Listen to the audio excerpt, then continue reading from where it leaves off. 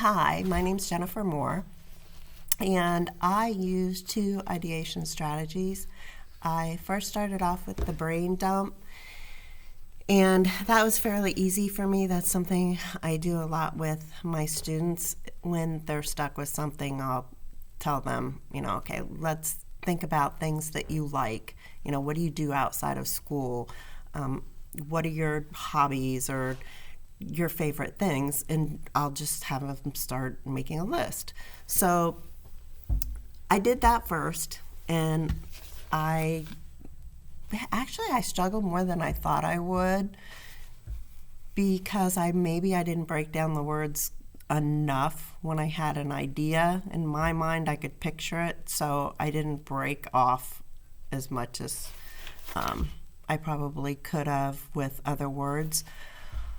But I did the brain dump, and then I went in and I added some images that were some that I shared in my first post. I did change a couple of them based on some sketches I was doing for this project. And then I also found, to kind of reiterate what I tell my students in finding something that has meaning, is that when I looked further into the shapes that I really liked, I looked up their symbolism and their meaning.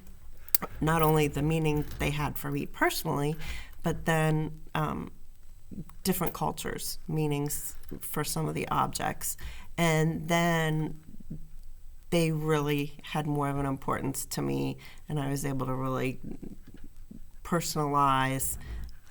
And now I definitely, I'm really excited about the objects I'm kind of focusing my finished pieces off of.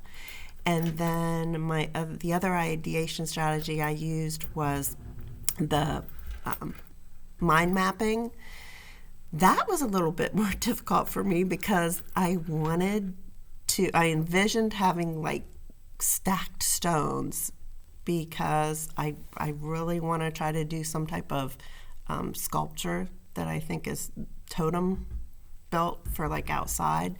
And so I was like, oh, it'd be really great to do stacked stones and have the brain mapping somehow tie in with stacked stones.